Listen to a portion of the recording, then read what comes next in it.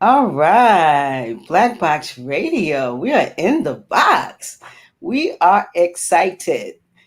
Excited. That's the word for the day. We have in our QueeNDoM series. That's what we're doing today. So QueeNDoM is a series we do for women, successful women, women who are doing great things in their lives, who are just successful in their community, someone who's very just effectual in their space. And so, and especially Black women, that's who we want to definitely talk to because, of course, I'm a woman and I want to talk to other women. And so, this is a good space for us to be able to, chop it up. So, this is the QueeNDoM series. And tonight we have Alicia Wilson, Esquire. I'm so excited to have you. I'm Say so hi to the Black excited. Boxes. We're so happy to have you. Thank you. This is an amazing opportunity. I really am honored to get to be interviewed by you, Queen, and Oh, wow. this Well, is a this is a treat for me. oh man, so that's good. We like treats, right? Yes. We Black girls, we love treats, so Yes. that'll work. So I want you to kind of tell the Black Boxers who you are, and are you from Baltimore? Just a little background. Just give us a little background. Sure, sure. So I am Alicia Wilson. I'm a native Baltimorean. So I grew up in East Baltimore. Oh wow. Been here my entire life. So I've never left. I never left Baltimore. I lived 3 blocks from where I grew up. So Wow. I've really never left Baltimore. I am now what I do is I'm a vice president for economic development for Johns Hopkins University and Johns Hopkins Health System. But before that, I've been a lawyer, a law firm partner, do a lot within community, really around really trying to touch my former self, right? So try to uplift the girl that I was and Mm-hmm. also understanding how important that is for the woman that I'm becoming. So I think that that's a little bit about me, a glimpse before I get into all the questions I know Queen has. That's just a little glimpse because I saw your resume, and it's amazing. I saw your bio, and it's amazing. So you've done a lot. So all right. So we're gonna get into the professional part, but we're gonna stay in the personal part. So Sure, sure. you said you never left Baltimore, No. because we talk about the folk who live in Baltimore, who live over east, who never come over west. Yes. So I know you're not that bad. No, I'm not that bad. No. You're not that bad. No. But where have you never you went to college in Baltimore? I mean, So I went to UMBC in Baltimore County, but I went to UMBC and then I went to Mervo, then I went to UMBC, okay. and then I went to the University of Maryland School of Law. I mean, after going to law school, I actually clerked on the circuit court for Baltimore City in the juvenile division. So doing abuse and helping assisting a judge on abuse and neglect docket, juvenile delinquency, as well as Department of Social Services adoptions, in addition to sort of violations of probation and all of those sort of ancillary matters, collateral matters for individuals. So I literally, after that, went right into a law firm here in town, Gordon Feinblatt, which was some of the best. I mean, it was just a beautiful place for me to cut my teeth on the law, but also just become a professional and understand the role of the power. That law firm just taught me so much about power and how to harness it for good. And then went to work for Kevin Plank and Plank Industries on the Port Covington project. And then 2 years ago, came to Hopkins. And so literally have gone in different buckets in Baltimore and been able to sort of try to shape and design what my path and my contribution here in this world through Baltimore.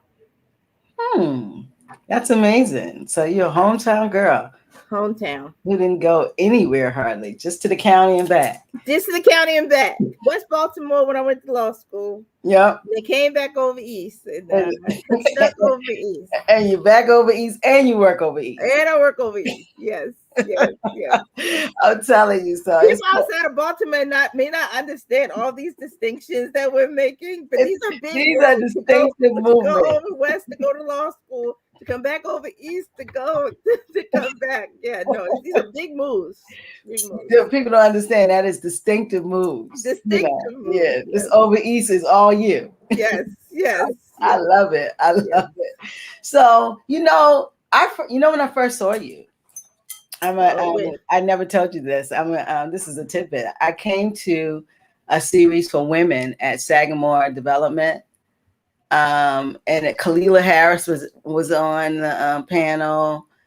It was like 5 women, and they were all doing different things, and they were talking about their business. This is pre-COVID, and I came in, and I had surgery on my knee, so I was taking my time, and I saw all of these people deferring to you, and I was like, "Who is this lady? Who is her? Who is she?" So I just didn't know who you were. And then you were walking around. Then you left, but that's when I first saw you, and I was like, Oh, wow. "Yeah, yeah." And do you remember that? Do you remember that? No, so long ago. I always remember when Kalila speaks. So it was it Yeah, had to been a good it would have to been a good event. that was when I was first introduced to her too. I never heard her speak before then. Oh, she's good people. Oh, Yeah. she's amazing. Yeah. I've had her I on a used few to times. teach. I used to teach when I was in law school, and she was sort of like the executive director of the school, um, where I taught during law school. Oh, wow. Is Yeah, that that's the where I school that first. she had? Yeah, so she used to be sort of like the executive director of Freedom Academy, Yes. like the CEO of the school because it was a charter school, Sure. and I got to teach there for like 2 years, and it was a wonderful school and a beautiful young people, and that's where I first met her. She's powerful. I've had her a Powerful, few yeah. times. Every time she's on, she leaves 13,000 jewels. Yes, yes, yes. She's good Yeah, people. she's good people. So yeah, so that's when I first saw you, and I said when I get these needs together and I get my show, I'm going to find that lady, and Oh, that's what I did. I looked and I found you, and I was like, wow, she's doing something different, because Port Covington was big for yeah, Baltimore. That was a big investment.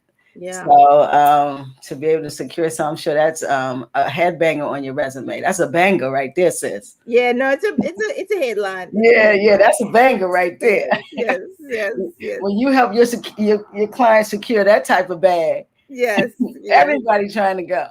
yes, yes. No, no, that was a monumental. I didn't realize it at the time how big it was, or just like I learned so much through that process. Okay. Um, so yeah, no, it was a beautiful. I learned so much about myself. I learned so much about our city.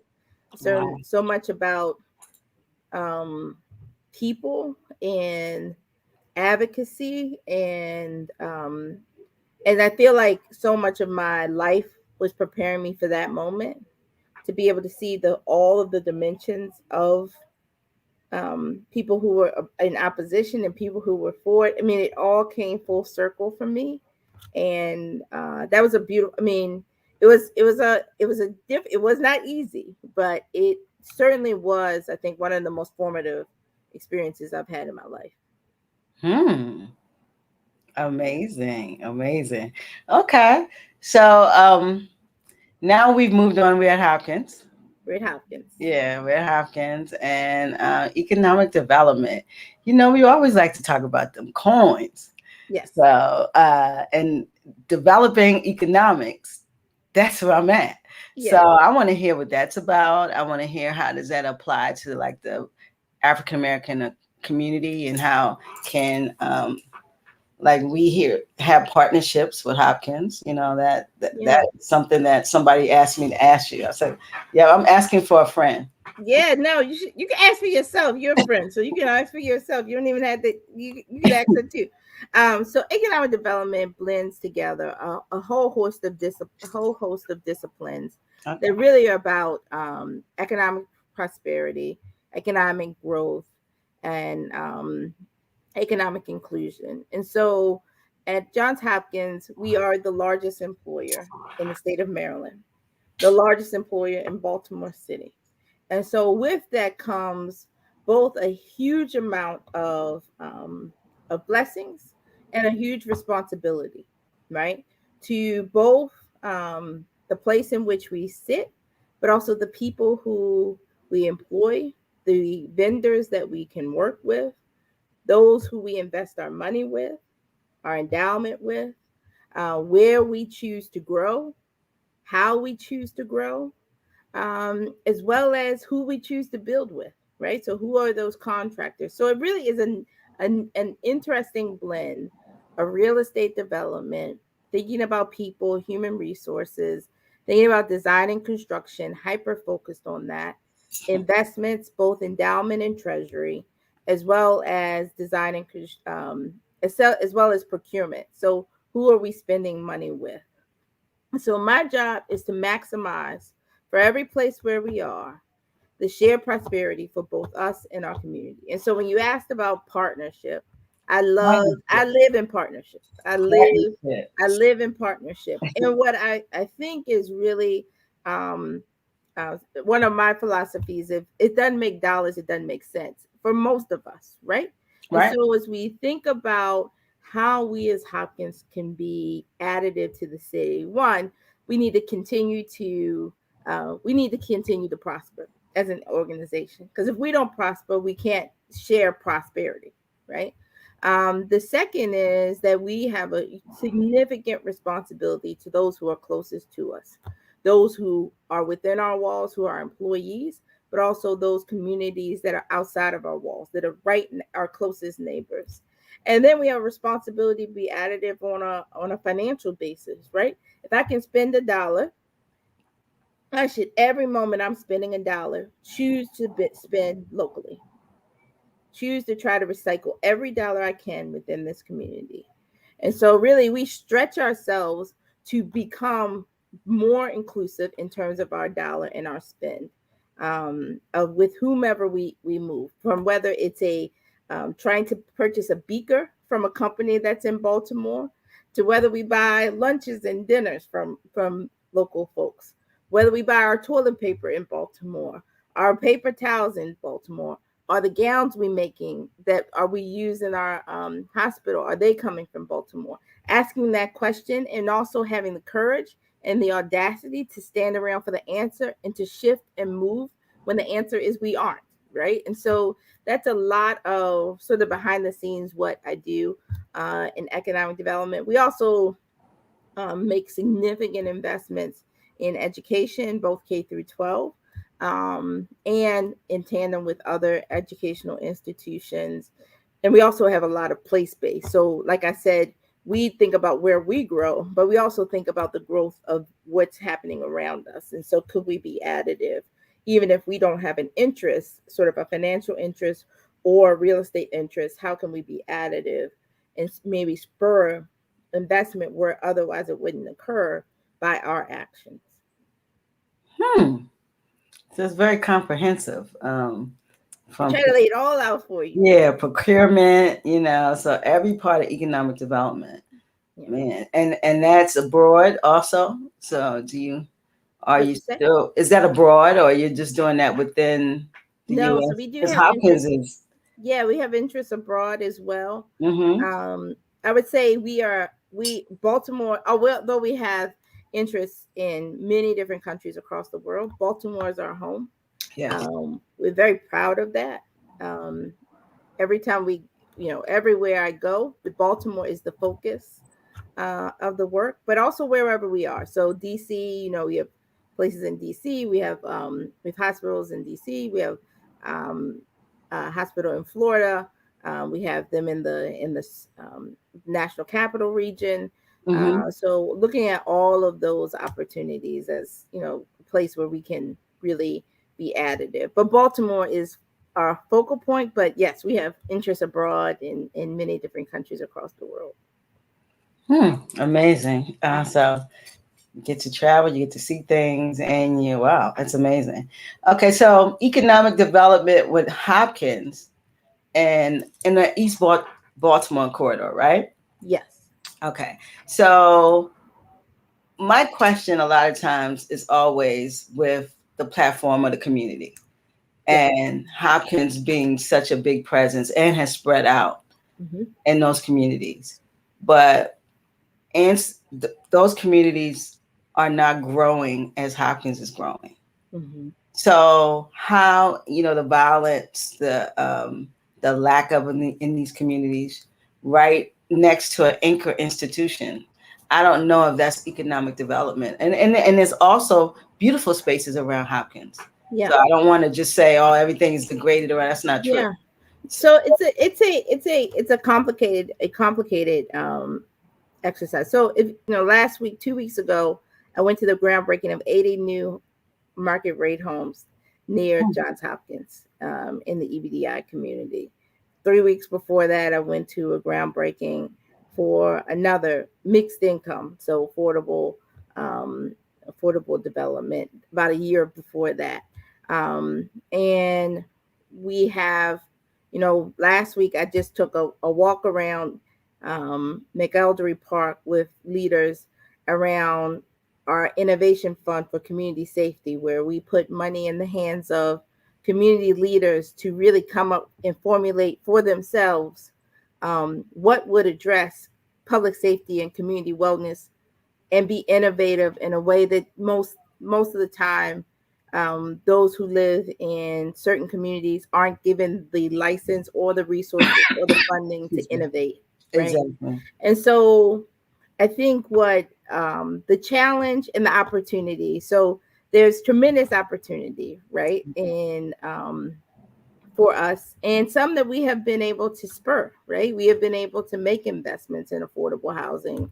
been able to make some investments in market rate housing, been able to use our live near your work. So where individuals who work at Hopkins get $17,000. If you couple that with city grants, you can have $35,000 free and clear to buy a home in Baltimore, in these areas, and use that to do whatever you'd like with it. Improve the home, use it towards your down payment, use it to offset your mortgage. And I think that there are, many different things that we try to blend together to really move us forward. The crime and the crime issue, like I said, the innovation fund that we launched about less than a year ago, Okay. to put money in the hands of those community leaders. We're trying to be wildly creative, but also recognize that people have lived experiences. People live in neighborhoods every single day, have ideas about how to solve issues within their community, and have been cut off from resources for generations. And so really us trying to be additive, not trying to take on the role of the city. We aren't the city, right? So we have to make sure we don't act like we are the city. We are of the city and in the city, and work in tandem with the city, but really try to blend together sort of really great partnerships, like to your point, to really bring things to life. And sometimes we get it really right, and sometimes we get it wrong.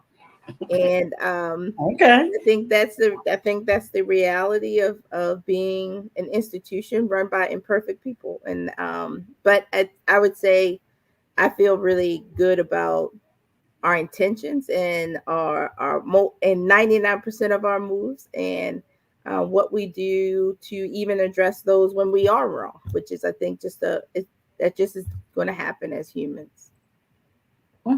Okay. Well, you know what? You said to live near your work and like the city funds give someone's like 35,000, right? Yep. I would like to see anyone who's going to move in East Baltimore get that, and you know, because of the displacement in that area. You understand what I'm saying? And I get it. What you guys are doing when they live there, because I remember getting that when I was at the hospital. But yeah, it's a great plus. But Me I too. think really, it should be talked about that any resident that was there and not and wants to come back, this should be. Oh, yeah. So if someone was there during EBDI, especially, there are funds to return. They do have a fund to return. So people can actually, 35,000 isn't even the number. There are funds for people to return Okay. if they should so choose to. Okay, so 35,000. So there is funding for that also. Yeah. So okay, return because people say that area, but it's not the same area, and the comps aren't the same, No, and the no, no, housing no. isn't 30 and 40,000 anymore. No, no, no, no. No, no, It's no, not. no, no. So a lot of the folk who could come back, Sister Alicia, they can't come back because this is a hard time, Yeah. COVID and we're still living amongst a contagion. We're trying to recover, and we got to slow it down, and we try to speed it up, and it slows us down. We're in a real kind of fluctuating state as a nation, as Baltimore. Oh, absolutely. And telling people that they can really come back isn't realistic. That's and no attack on you, but I just wonder, like particularly, can they come back? I would say people can come back, and I think people Okay. can come back. I mean, I think the reality is, some people may want to come back, some people may not, right? Yeah, that's true. A lot of people who left went to, probably stayed over east. A lot came to Yeah, Bellingham. that's what y'all do. Seem like to me, y'all stay over east. Yeah, that's right. They went to Hamilton, moved up to Frankfurt, moved over to Gardenville, and established their homes and their families. But your point is well taken. And there is, as EBDI is one of their core values, is the opportunity return embedded in that. Yeah, because I'm always, looking out for the community. It's hard hit, and I mean institutions are absolutely plus, but sometimes the movement can be malicious to families, and it might not be intentional, but it's happening. And so to have that type of fun, that sounds good to me. Maybe Yeah, I can step off. I can step off and step back. So, all right. So you were a actual lawyer. So you actually still am. You Still practice law. Still am. Yeah, because some people go straight into being an executive. So you practice first. Okay. Yeah, so I practiced for about 10 years at Gordon Feinblatt, the law firm I mentioned earlier, and became an owner of the law firm in about year 7 of my practice. And that was a game changer move, like just a really opened me up to opportunities, to even, bringing in business and just establishing myself as a business owner. Because when you're a partner of a law firm, you are a business owner. You own a part of the law firm business. And so that's really that was a great opportunity for me. Okay. And so now so you're not going to practice law. You think you're going to ever practice again, or? I still practice. Funny thing is, Queen. Oh, you still practice? Oh, yeah, man. I'm never giving up my license. Actually, Saturday, I did. We held an expungement clinic for Hopkins, where we had over 200 people come out to get criminal charges or convictions off of their record using the expungement law. So I practiced alongside 15 other attorneys on the grounds of Johns Hopkins. I love it. Yep. So I still practice, but not in the same way I did at the law firm. But I still keep sharp on see. law, and yep. I like your boutique practice. That's what's up. Yes. Yes. Yes. Find a way to still do it. Yes. Yes. So, okay. So you're an over East girl. What makes an over East girl say, listen, I'm going to law school. I'm going to be a lawyer. How did we get from Baltimore over East to law school? Good question. So I was at Mervo. So I went to, and for those who have, Mervo's a trade school, a vocational technical high school. And when I was 15, so I was a 10th grader, I applied for a program at that time, which used to be called Law Links, but now it's called My Law. But what it did was it places Baltimore City public school students with law firms for the summer to have them engage in an internship. And that was an experience which was extremely transformational. I never met a lawyer off of the television until that point when I was 15. Um, I got to see that lawyers do well, and they also do a tremendous amount of good, that they can use words and argument and advocacy to change systems and policies. Yep. And I just understood the power of words. You probably can't tell I'm only 4'11". I'm not intimidating by stature. I'm never going to be able to use brute strength to change anything. But at 15, I realized that words were powerful, and Mhm. advocates um, were just so necessary. And so I used to remember, people talk about the bar, and it Yep. literally, and I learned this because I researched it when I was like 15, that the bar literally was a bar that if you were an attorney, you could pass past a certain point within the courtroom and represent an interest beyond yourself. You could actually speak for someone else. Mhm. And that is an audacious and tremendous responsibility, It is.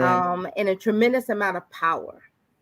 And for me, what I wanted to do was I wanted to be able to harness that sort of power. So 15 was like a really transformational year for me when I got to be in Law Links, and I was actually an intern at the Public Justice Center during that time. And that was enough for me. I was hooked. I knew at that moment I wanted to be a lawyer.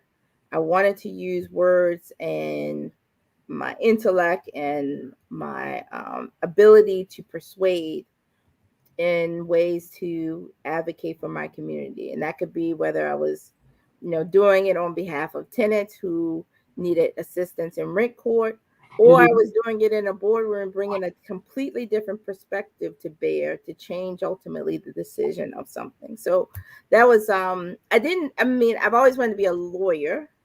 But I would say more importantly, embedded in that was always wanting to be an advocate and use my voice and my platform to do good. And so that was sort of the changing point. The changing point. Yeah. Mm. Yeah. Okay. And the table needs to have different views. It needs to have different perspectives. Oh, yeah, absolutely. So having you at that table is a blessing because policy has to change in America in a lot of different ways. Even when it comes to whatever business we're running, policy has to change per se. And so to have other people at the table is important. Yeah. Other than just one race, white people needs to be black people needs to be other, especially women. Yeah. Let's let's not even talk about that. Yeah, no, and it's also important to have people that will tell you what happens when that door closes. Because Mm, many people don't know. They think they know, but mm, they actually don't know what happens when the door to the boardroom closes and decisions are being made. wow, Big decisions, big decision. multi-million dollar, billion-dollar decisions. And the ability to translate and to bring that back so that people can change, play the chessboard a little better is important. And so I think that, you need people on the inside, but you also need those people also ensuring that other people like themselves occupy. You can't get it. You can't fall in what I say. Can't fall in love with the seat that you sit in Mm, so much that you don't save the seat next to you for your brother and sister, and also help them to navigate how to get in there. Because it is not a given that if you are brilliant and that if you have resources, that you will get in that room. mm, There are so many rules that people have to pass down, and that are passed down to certain people, that it's important to illuminate how do you navigate to get to that point, to get to that and point. help people, give them the map, but also sometimes be there to help them when the map's not that clear on Yeah. how to get to that point, if that's what they so choose, right? Yeah. So I think Yeah. that's really important as well. Huh. So You got to come on. You got to give us a little insight. So when you was first in a boardroom, or is it astonishing? Can you believe what's like the amount of power being yielded in that room? I would say the first time I got in the boardroom, I was like, "This is boring." It's actually a little boring. Being in the boardroom. It's not as like sexy as you think, but I will You're say saying it's boring. it's a little boring. But you're young. I mean, when you're young, it's like this is just a. I thought this was something else or something else going on. I would say, um, what you will realize if you ever in a boardroom that that's not the meeting. That's a Mm. meeting to conduct business. But the meeting that actually changes what happens happened well before they got there, right? So there's always a pre-meeting.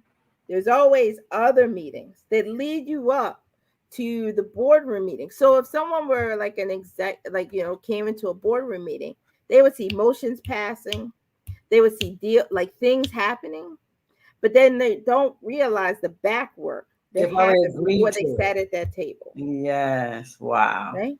And so what it gives you is an appreciation for the work, right? It is work, and it is also understanding how to work within systems and within groups that may not look like anything like you. What is the language they're using? How are they talking about things? At Mm. the end of the day, what's the lever? What is the issue that is going to change the decision that ultimately is going to happen in that boardroom? I always tell people, if you join a board, whether it's corporate or nonprofit, figure Mm-hmm. out where the money is. Where's Mm. the money? How are we bringing in money? What are the levers that have to be pulled? How are we thinking about that? What's the cost center? Where are we just like losing money, right? What is just a cost of doing business? Could you turn that into a revenue producing? So I think understanding, so like, where is the power within any organization? You'll see that born out and you'll understand, like, why is someone so adamant about that? Why is everybody reaching over here and trying to get on the investment committee? Or why is the finance committee so powerful? Mm-hmm. Why is that, and then who's on that committee? Because they're going to come with recommendations to the board. The work doesn't happen in the board meeting. I think many people forget that and don't realize Mm. that. And it's all relationship driven. So everyone, you could point to any boardroom, I would tell you, nonprofit, for profit, and you look around that room and everyone is connected. Mm. And what that taught me, and when I was 15, one of the things I used to do when I was at the Public Justice Center was I used to prepare the notebooks for the board meeting. It was one of my little jobs. I would put all the documents, put the tabs in, and I used to wait for the board members to get to the office, and I Okay. would hand them the board meet books. And then I would listen to what was happening. How are people getting on this board? How are they getting nominated? Got it. What were all these things? And so I think, it's just interesting to think about what happens and to understand how systems and work. I will say this. Most people think the halls of government is where most decisions are made. They aren't. They're made at the boardroom level. Think about it. Mm. Decisions about who went to work during COVID. I will tell you, Amazon board had more to do with who went to work at that company than any government regulation. Wow. That's how that's how heavy it is, huh? Yeah. I mean, but you don't know that. And so, what those of us who get access to those rooms have to do is come back and teach, and also tell you that everybody on that board is connected to one another. They all know each other. Somebody had to say their name in that room before they even Usually, got in there. yeah, usually with people in a great space, it's Yep. usually some familiarity there, where they're familiar with each other, because it's some trust that got to go down. Yes. So they got to be familiar. So mostly you're gonna put people around you that you're familiar with. Correct. Yeah. So So how do you break into? How do you break how do you break into? in? Thank you. There How you do I go. break in? I told you was gonna interview. Go on, I know I say was about to interview you. You know I was about to interview you. So this is my philosophy, my way that I think. This is my philosophy about networking. You can't. Most people network to transact. mm. I network to relate. Mm. So I'm not networking to transact. I don't want anything from you. Queen, I want you to do well. I don't want anything from you. I Okay. want you to prosper. Most people think about, what am I getting out of it? I'm Yeah. not going to do it unless I get something out of it immediately. But I Yeah. don't need immediate. I don't need any of that. Got And it. so I feel like so when I've been networking since I was little, like 10. Really? Like 10, asking people who I had no business asking, could I take them to coffee? Could I take you to lunch? Could I understand what you do? How do you do it? How'd you get there? And keeping in touch. I didn't want anything from them. I didn't want a transaction. I wanted a relationship. And Yeah. so the way that I've been able to have access to places and things is that I'm not a taker. I'm a giver. And I try to also give in abundance, right? So I think that I get asked to be on boards. I think because people know that I've had a lot of those interactions before I got there. And so, yeah, if I now call on you, it's not going to be for myself. It's going to be for somebody else. I'm never going to ask you for me. I'm going to relate around like common values and common things, but I don't want a transaction. I don't want to give and take. Mm. And maybe that makes me different, and maybe that's not like the best strategy, but that's what I've always employed. It allows me to have freedom. I don't have to worry about, do I owe somebody? Do Yeah. they owe Yeah. me? Yes. I don't need Freedom in that. that. Mm. I want to make sure people have what they do to live great lives on this earth. And if I can be a part of it, so be it. Don't relate to transact. No, don't network Network to to transact. transact, network to Network to relate. relate. I'm taking notes, sis. Taking notes, taking notes. Taking notes, taking notes. So all of this one, you're just so brilliant. I just want to tell you that you're Oh, absolutely brilliant. likewise. And of course, and we know you're brilliant because you're sitting in such a high space because you are brilliant. But are you mentoring? Are you giving this? Is someone else sponging some of this greatness? You So I got have, I you have, got you got to give this to somebody. Come yep. on So now, I have so many mentees. do you? I can't count. Yeah. And I don't, and I have mentees. I hope some of them are watching. I have mentees. I have a group of young girls that are 10 years old that I mentor, 4 of them. I have high school mentees, college mentees, law school mentees, professional mentees that are far from graduating. I mentor a lot. So every Monday, I used to do this more during COVID, but now I do it virtually. But every Monday, I would meet a young person at Starbucks and give them 30 minutes of mentoring. Call it Really? mentoring Mondays and all that. But I do a lot of mentoring, and I love mentoring young people who most people wouldn't give the time to Hmm. because they can't get anything from them. I don't want a transaction. It's easy to mentor a lawyer who's in their third year practice. You can see that. My 10-year-old, when I started mentoring her when she was 8, and she told me she wanted to be a judge, I had the vision. I can see she's not going to be a judge. I promise you, she's not going to be a judge. She's going to be something so much bigger. She has no clue how brilliant she is. Really? And I have a bunch of them who are just like that. And so I love talking to them. They come to me, tell me about friendship, at different stages and ages, things they're going Mhm. through in life. But yeah, I talk a lot. I have had this week I've mentored 7 people. I've got 2 meetings tomorrow of people just can we get this? Can I talk to you about this? And I enjoy it because I also get something back from it. I do get something back from it. Yeah, yeah. That's amazing. Yeah, So you are giving some of the goodies up. I do. I give them up. I give Okay. them up. Okay. Because we gotta pull. We're responsible for the next 2 generations. Yeah, So it's important for us to. We gotta lay seeds out here. And yeah. so I'm looking at where you planting them seeds, Sister Alicia. You gotta But you know what? I'm gonna be honest, Queen. We come have to on. do more than plant seeds. There we go. Let's talk about it. What we gotta do? We gotta wait around and cultivate. You better say And it. so this is the thing, right? Brilliance, brilliance. Okay, great seeds. There, if you threw out 100 seeds, Yes. right?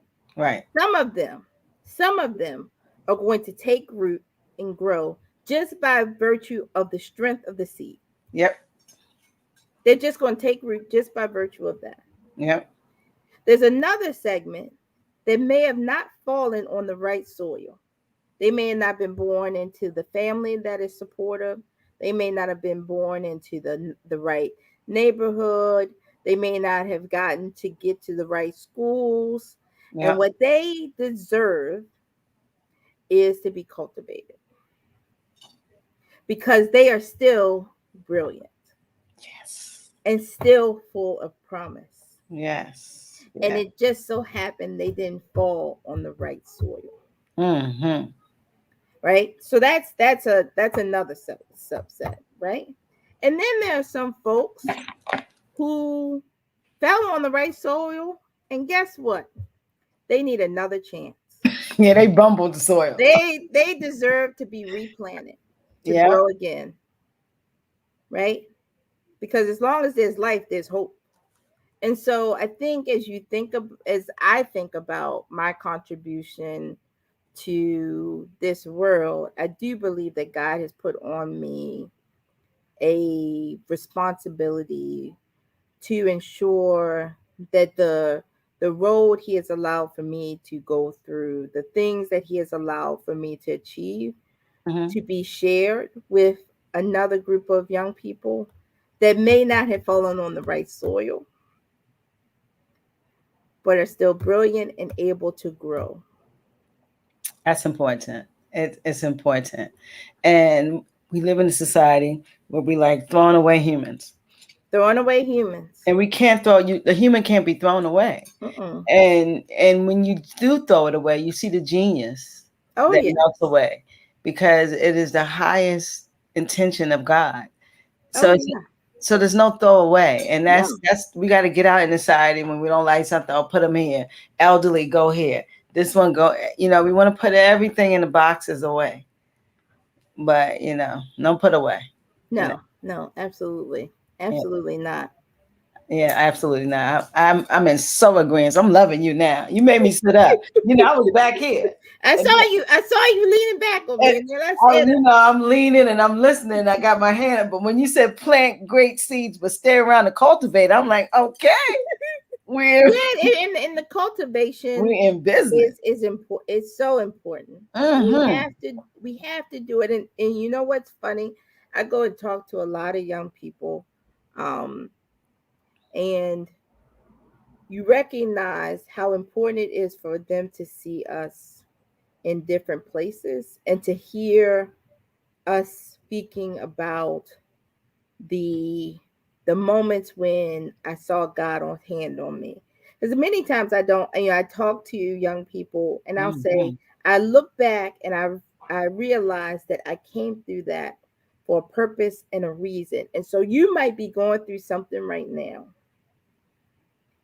that is a powerful part of your testimony, and you will get through it. And you may need others to help you. You may need someone to speak life over you, and I'm going to speak life over you.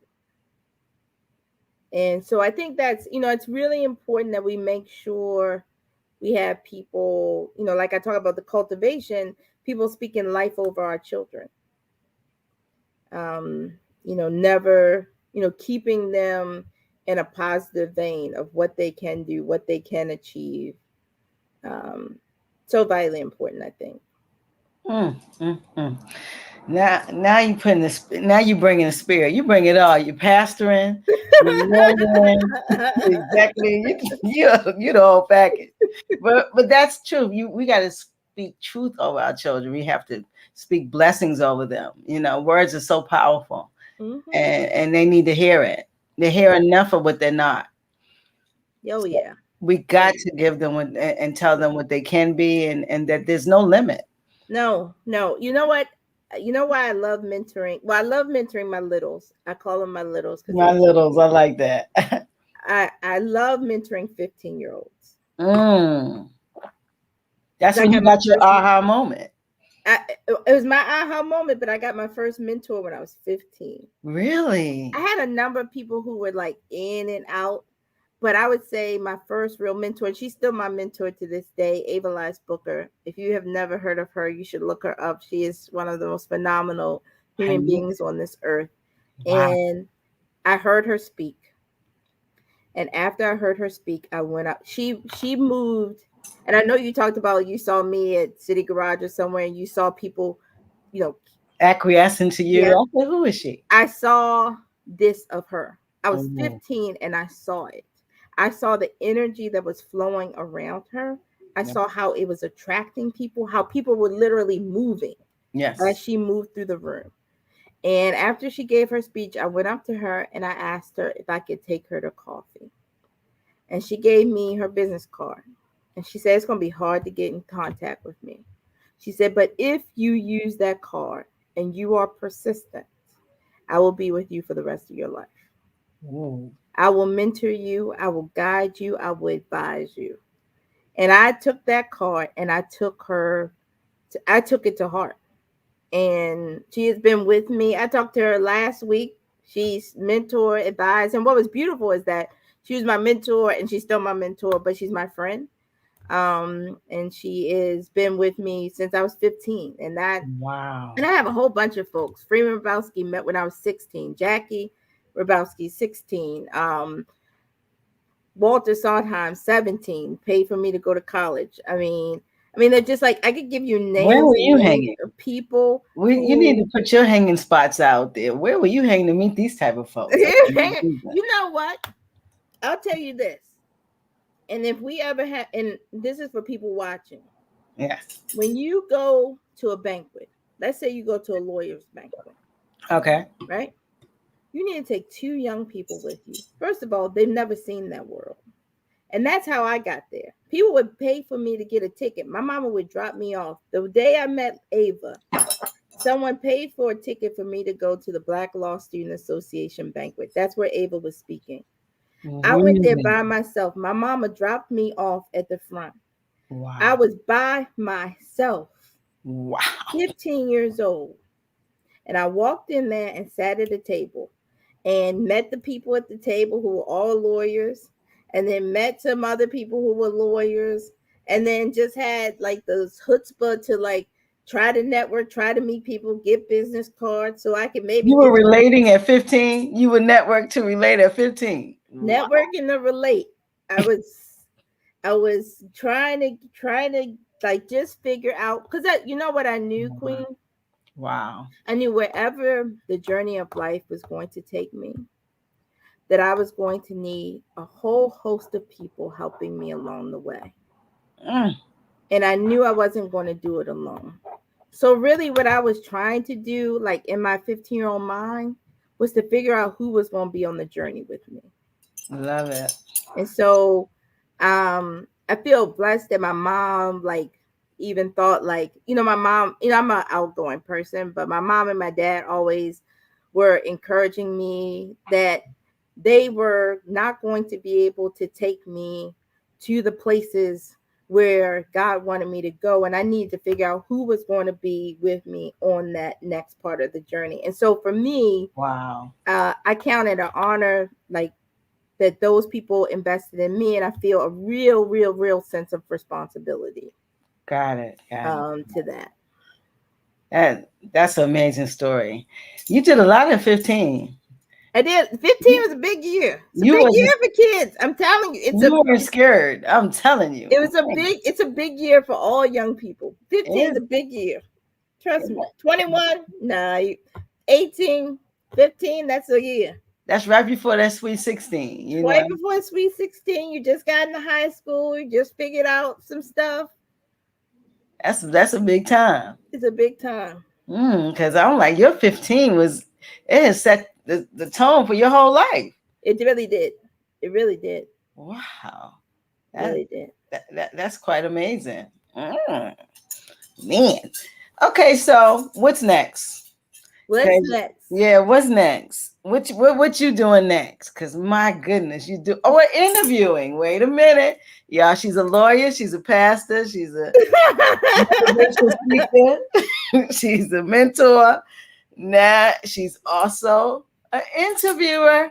Yeah, So what you I'm doing? not as great as you, but I like interviewing entrepreneurs. I do a webinar every Thursday at 1 o'clock. Come by this Thursday, 1 o'clock, and interview two amazing entrepreneurs from Baltimore, telling their story of entrepreneurship, their journey, and helping people to, maybe not have to live every lesson that you need to learn and learn from some other folks, but also collaborate and support folks who are in our community, employing people, um, recycling that dollar in Baltimore, whether you're an institution like Hopkins or whether you are an individual, realizing we should support our own and make sure we're buying from our own, purchasing from our own, and investing in our own.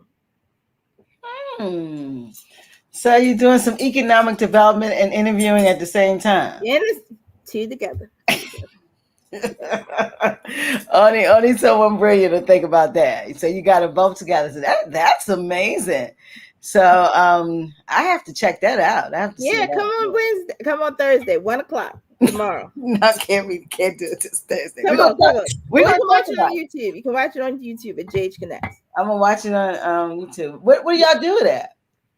JH Connects. So that's the handle on Facebook and on Johns Hopkins Connects. Okay, so it's all Zoom.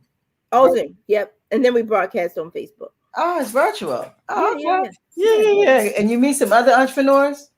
Oh, I've had That's amazing. I've had like 60, maybe 65 episodes, which is so times two, about 130 businesses.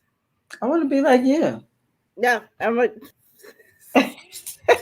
be better. You have your own show. Look at this. This is nice. Yeah, well, I know, but you're doing so much. But you do this for Hopkins, so that's amazing. That's one of the outreach for Hopkins. Okay. Yeah. Okay, and is it Black centered or is just Baltimore is a Black city? Let's talk about that. Yeah, Baltimore is a Black city.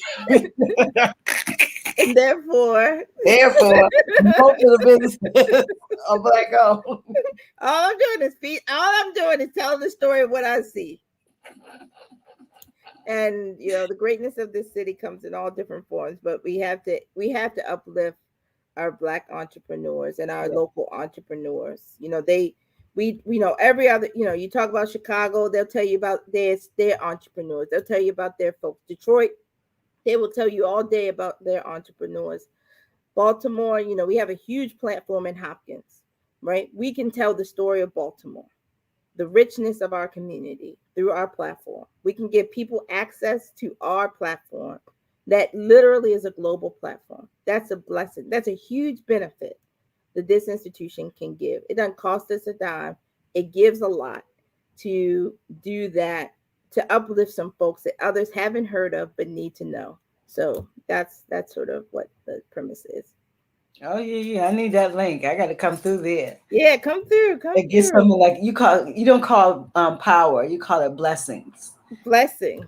Yeah, you like it. So let me get some of those blessings. Okay, get some of the blessings. Yeah. Because we're a small business trying to make it over here. Yeah, come on. We pair two. So tomorrow will be two barbershops.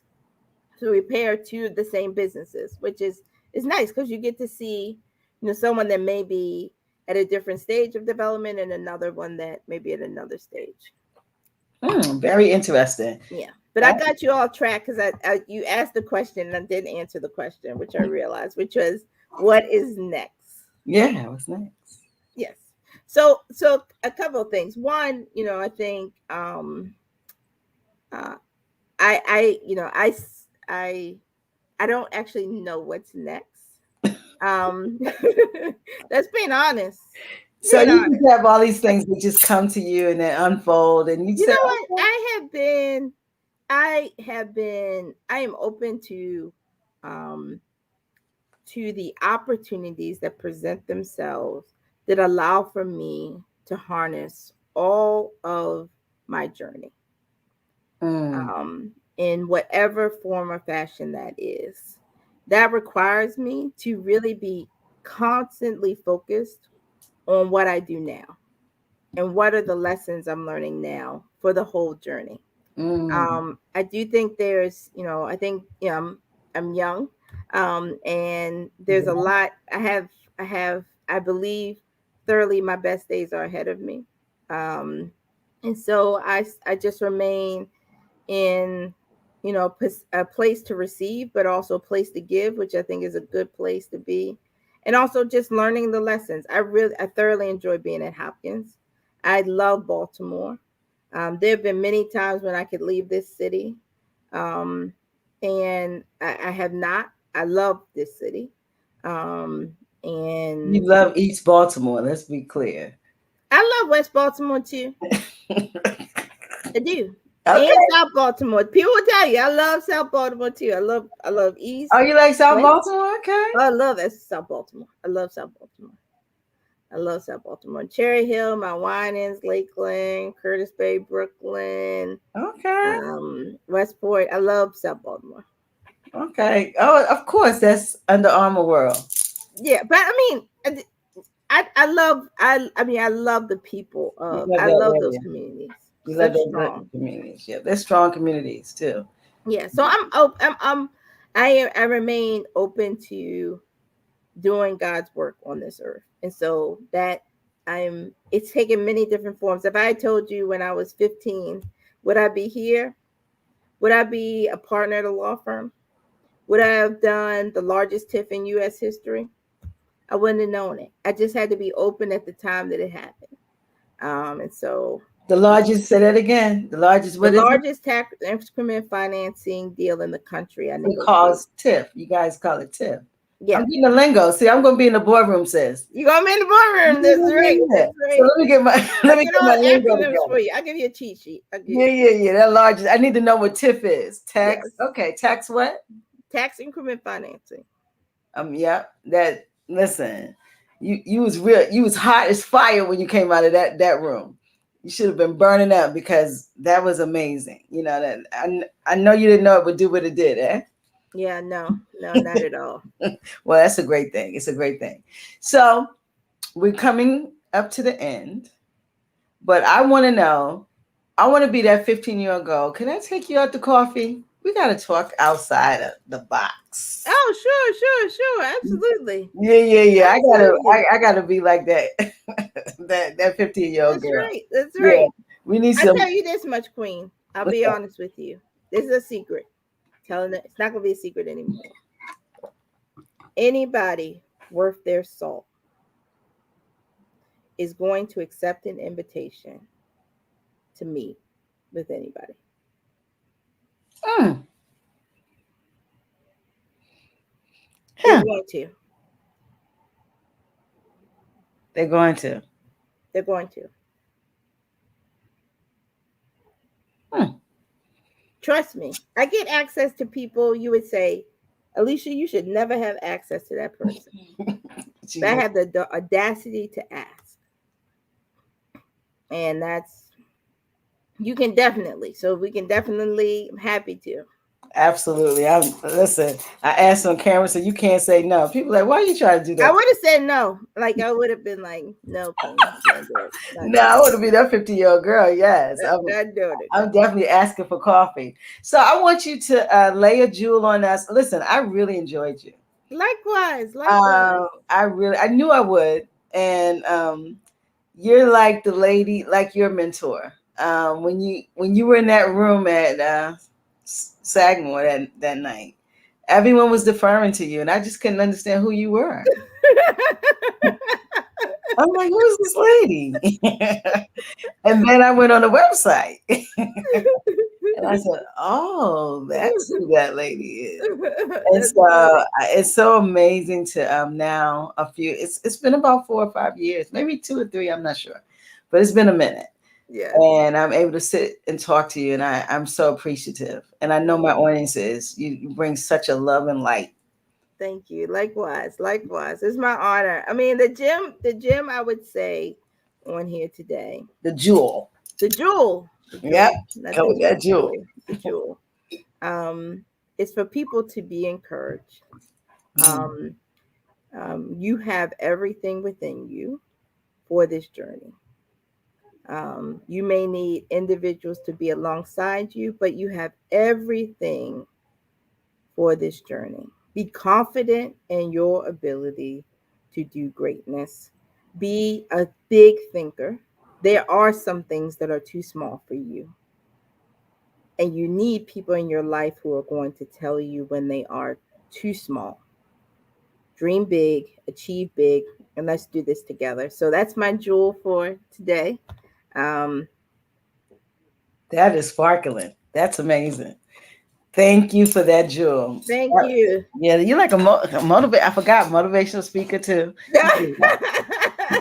You give me 10 jobs. Yeah, you got my attention. I only get paid for one. Well, you better make sure them coins is right because you're bringing a lot to the table. Thank you. Thank you. So it's been a blessing having you. You have been the queen of September. This is my birthday month, so this is a birthday present. Oh. Yeah, this is my birth. This is Black Box Radio's birthday month. 9/19/19 we started, and so you came in my birthday month. So you're the queen of September. Oh, thank you. Thank you. Well, thank you, Queen. I really appreciate you. And we're gonna get together. We're gonna have some tea. Yeah, tea. That's right. I don't drink coffee. So Yeah, I don't drink coffee. So, see, we got something in common. I don't drink coffee. So we're going to have some tea and some good conversations. I really appreciate you. Oh, my pleasure. My pleasure. Have a good one. You too. Have a good night, okay? You too. Blessings. Blessings to you.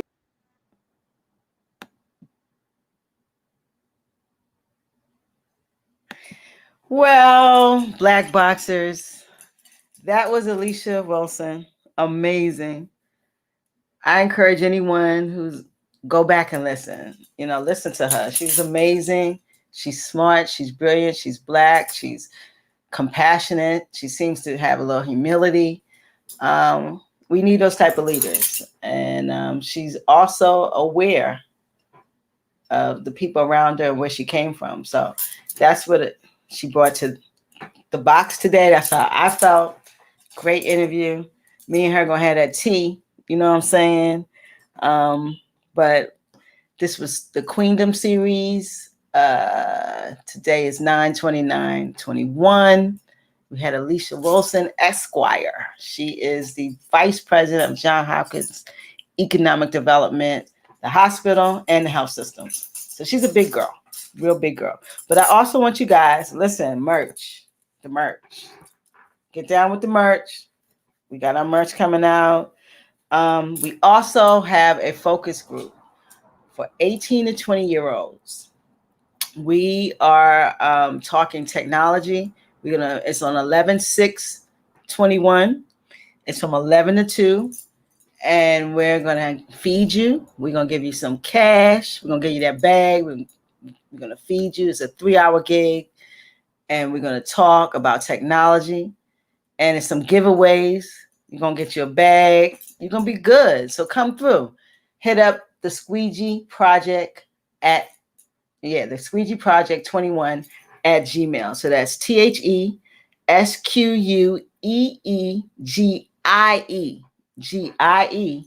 Project PROJECT 21 at gmail.com. Leave your name, your number, and your age. And we'll get back in touch with you. So please, we're looking for 18 to 25-year-olds, 20 slots, 1 day, 3 hours. Just talk. Real lit. The Squeegee Project 21 at gmail.com. This is Queen. We're boxed up and out. Deuces.